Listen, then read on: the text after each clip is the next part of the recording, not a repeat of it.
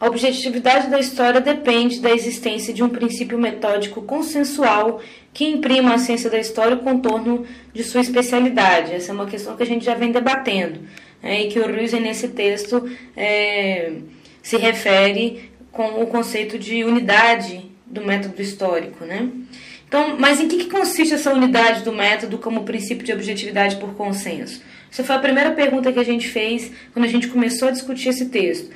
Voltando nisso, a gente fala de um princípio comum, tentando definir aí de novo essa noção de unidade do método histórico, como um princípio comum que é capaz de abarcar a multiplicidade de procedimentos metódicos, de perspectivas e de interpretações. Então, quer dizer, os historiadores podem discordar em relação ao modo como aquelas ideias que eu acabei de mencionar foram fundamentadas ou foram transformadas em teorias históricas, mas há algo que se preserva ali como consensual, e esse algo é garantido pelo método. Outra coisa que a gente discutiu é o sentido equívoco de método histórico, porque por ele se entende tanto o conjunto das regras envolvidas na produção do conhecimento histórico científico, a matriz disciplinar do Ruijsen, quanto a pesquisa histórica propriamente dita, o trato com as fontes. Então seria totalmente equivocado entender por objetividade do conhecimento histórico unicamente a regulação do conteúdo empírico das histórias, que é o que se garante pelos procedimentos processuais da heurística, da crítica e da interpretação. De qualquer maneira, essa unidade do método histórico é entendida aí como um princípio consensual capaz de agregar perspectivas históricas conflitantes e, consequentemente, como um elemento responsável por inserir a história no debate e crítica acadêmicos. Nesse caso, o que se destaca é a pesquisa empírica como princípio de uniformidade no trato científico do conhecimento histórico. É isso que reúne os historiadores numa corporação de ofício. É o que faz com que eles se identifiquem como sendo praticantes de uma mesma atividade, que é a atividade da produção historiográfica. Então, com a pesquisa empírica, a gente pode obter das informações extraídas das fontes um conhecimento controlável. É aquilo que eu sempre digo, que na verdade a gente viu no texto Mark Bloch. Como ele diz, que em primeiro lugar a gente cita as fontes por honestidade. Então, permitir esse controle significa tanto garantir que aquilo que você diz que aconteceu, não apenas aconteceu, mas aconteceu do jeito como você está falando, como também permite que um historiador muito interessado ali na sua abordagem, no seu tema, nos documentos que você usou, possa revisitar esses documentos. E se ele quiser confrontar a sua interpretação com os próprios testemunhos que você usou, ele vai poder fazer isso, já que você citou os testemunhos, apresentou onde eles se encontram, em quais arquivos, tal. Então, essa instância de controle empírico é efetivada pelo recurso às fontes como ambiente de verificação, de modo que aquilo que se afirma ter ocorrido no passado deve ser confirmado pelas fontes. Com isso, a facticidade dos eventos é garantida por elementos que deles dão testemunho. Isso é possível com base na tríplice operação metódica da heurística, da crítica e da interpretação.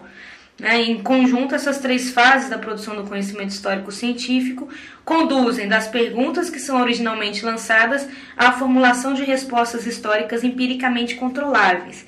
Ou mais precisamente, as três fases que correspondem ao modo como é organizado e regulado o processo de pesquisa empírica se situam, nas palavras aí do Ruijsen, entre a formulação da hipótese de trabalho, que dá a partida à pesquisa propriamente dita, e leva até a formulação das modificações que a hipótese de trabalho sofre ao passar pelas fontes.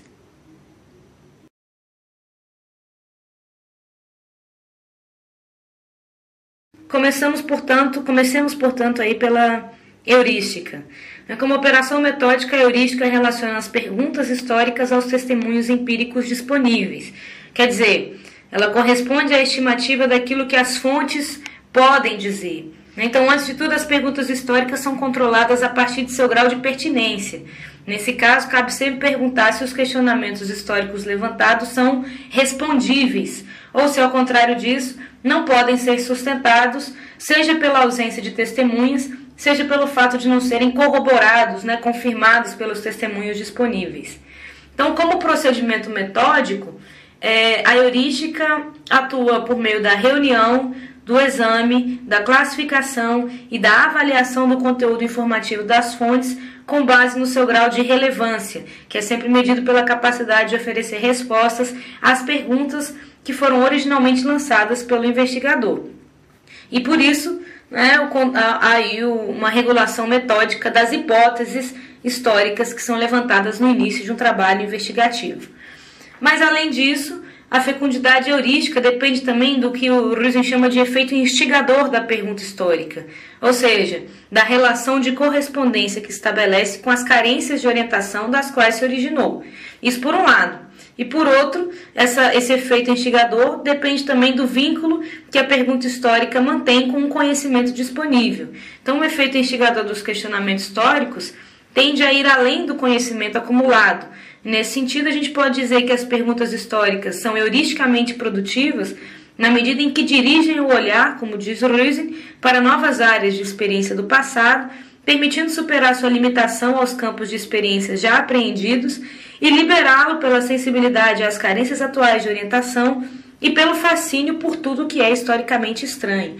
Então, isso é aquela questão da originalidade, é uma exigência muito mais presente numa determinada etapa de desenvolvimento da carreira acadêmica, que é a elaboração de uma tese de doutorado. Geralmente não se exige tanta originalidade assim numa dissertação de mestrado, e menos ainda numa monografia, num TCC. De todo modo, é um critério pelo qual a gente deve se orientar. Uma das fecundidades da pergunta ou da hipótese que é levantada é esse efeito instigador garantido aí garantido não, mas que se traduz na forma da originalidade da pergunta em relação ao que já foi estudado, já foi produzido, já foi desenvolvido até aquele momento. Nesse sentido, em síntese, uma pergunta histórica é relevante também na medida em que age de modo crítico em relação ao conhecimento disponível, ou seja, na medida em que ele é capaz de ir além do conhecimento já produzido. Mas, para além do controle das perguntas históricas, a segunda fase do processo de pesquisa se constitui da crítica das fontes. Nesse momento, nas palavras do Ruijsen, a pesquisa pisa o chão seguro da facticidade do conhecimento histórico.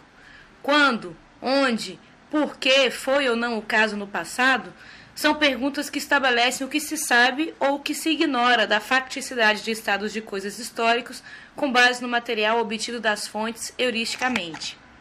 A crítica das fontes constitui-se como núcleo da objetividade histórica como princípio de fundamentação, já que ela conduz a proposições históricas válidas empírica e intersubjetivamente. Explicando melhor, por força de sua referência à experiência histórica, a base de dados históricos é garantida pelo material empírico extraído das fontes e regulados heuristicamente. Ou seja, ao extrair das fontes manifestações do passado humano acerca do que foi o caso num determinado tempo e espaço, a operação de crítica das fontes responde pela objetividade histórica. Nesse caso, ela tem uma função recursal que permite que as informações tiradas da fonte sejam filtradas dentre as mais ou menos corretas e incorretas. Lembrando aí, por exemplo, um dos primeiros textos que a gente discutiu nessa disciplina, que foi o texto do Mark Bloch, sobre a crítica histórica e a crítica do testemunho. Então, para quem se lembra, esse é um bom texto de referência para pensar o significado dessa segunda etapa dos procedimentos processuais, que é a crítica. Porém, ainda que a crítica ofereça o terreno seguro da facticidade do conhecimento histórico, o caráter propriamente histórico de um acontecimento não é garantido pela crítica histórica. Por quê? Porque um determinado evento mantém relação com um conjunto de outros fatos que não são documentáveis pelas fontes, como acontece com seu teor factual. Então, nesse caso, a objetividade histórica obtida com a garantia da facticidade, mediante crítica das fontes, não é ainda história. A dimensão de sentido e significado das histórias é extrínseca à crítica histórica. O que é propriamente histórico é instituído na fase interpretativa do processo de produção do conhecimento histórico. porque é nesse momento que se completa a pesquisa por meio da organização formal do conhecimento obtido. O que é propriamente histórico é instituído na fase interpretativa do processo de produção do conhecimento histórico, ou seja, na última etapa aí dos procedimentos processuais, que é a interpretação. É nesse momento que se completa a pesquisa por meio da organização formal do conhecimento que foi obtido nas etapas anteriores. Então, mediante a interpretação, as informações extraídas das fontes, garantidas pela heurística e pela crítica, são organizadas em histórias. Então, o que significa organizá-las em histórias é estabelecer o direcionamento dado aos questionamentos históricos por meio de conjecturas de sentido. Vamos entender melhor o que significa isso. Porque desse processo é que a gente depreende uma função comunicativa. Até esse momento a gente não fala em uma narrativa histórica concluída, elaborada, né? Essa função comunicativa é que responde à exigência da justificativa fundamentada da plausibilidade das perguntas históricas para o presente. Então, o que cabe nesse momento é questionar em que medida as perguntas históricas que foram originalmente lançadas são relevantes para o presente. Ou, como o próprio Ruijsen diz, trata-se de critérios da formação do conhecimento histórico que garantem que este conhecimento cumpre as funções por causa das quais foram postas as questões que lançam a pesquisa. Por que pesquisar? Por que pesquisar isso e não outra coisa? O que justifica isso são as próprias conjecturas de sentido. Estabelecer conjecturas de sentido significa que da determinação por objetivos se extrai dos questionamentos históricos, das perguntas históricas, o que o Ruijsen denomina um núcleo capaz de teoria, né? Ou seja, a ideia que institui sentido na narrativa histórica. Então a interpretação lida com a singularidade das mudanças temporais. E nesse processo as carências de orientação que são vividas no presente são concretizadas como teorias históricas. E é por meio das teorias históricas que se atribui sentido às mudanças temporais empiricamente garantidas pelas duas fases anteriores. Para ficar mais claro, eu vou tentar dizer isso de uma outra maneira. Primeiro, o que a gente está falando aqui é da capacidade de representação dos acontecimentos históricos numa perspectiva de continuidade. Então, essas representações, na verdade, partem de uma perspectiva abrangente sobre o que é o próprio processo histórico e seguem em direção à elaboração de uma teoria em sentido restrito. Vou dar um exemplo para facilitar aí o entendimento. Quando o Ruijsen fala de um núcleo capaz de teoria, que é a ideia, ele está se referindo a perspectivas gerais de interpretação dos processos históricos. Um exemplo que eu cito é a própria ideia de progresso. Por que essa ideia é concebida como um núcleo capaz de teoria? Porque ela oferece uma perspectiva geral da história, baseada na crença de que a humanidade, primeiro, caminha em uma única direção, e segundo, essa direção envolve o aprimoramento de técnicas, ou melhor, do desenvolvimento de estratégias de domínio do ser humano sobre a natureza. É a ideia de progresso que permite, por exemplo, a formulação de teorias como a da modernização e, consequentemente, as concepções de sociedades tradicionais, sociedades industrializadas ou ainda de sociedades desenvolvidas ou em desenvolvimento. Então, nesse exemplo, o progresso é a ideia que indica sentido ou diretriz à interpretação. E a teoria da modernização é a interpretação deste processo a partir do diálogo com a experiência concreta. Então, a gente pode pensar, em termos de experiência concreta, dentro da teoria da modernização, a própria Revolução Industrial, como referente.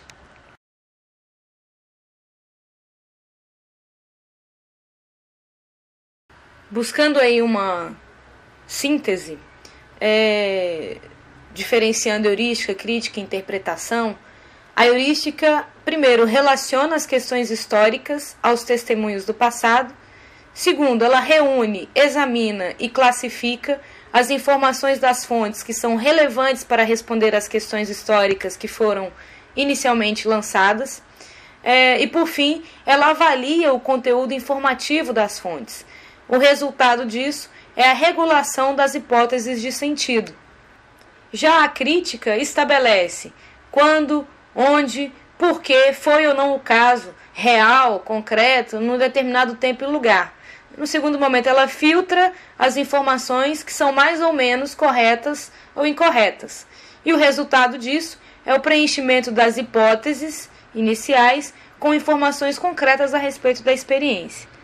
Já a interpretação organiza, sintetiza e teoriza as informações das fontes controladas pela crítica. E o resultado disso é a elaboração de teorias históricas empiricamente consistentes. Voltando ao exemplo que eu usei do progresso e da teoria da modernização, alguns historiadores, entre os quais eu me incluo, podem questionar a própria ideia de progresso e, consequentemente, a teoria da modernização. Mas ninguém há de discordar que a Revolução Industrial é um fato e que seus desdobramentos são visíveis nos dias atuais. Então, em poucas palavras, é isso que se entende por objetividade, por consenso, por controle intersubjetivo, ou, como a gente vem trabalhando desde o início do diálogo com esse texto do Ruysdael, por unidade do método histórico.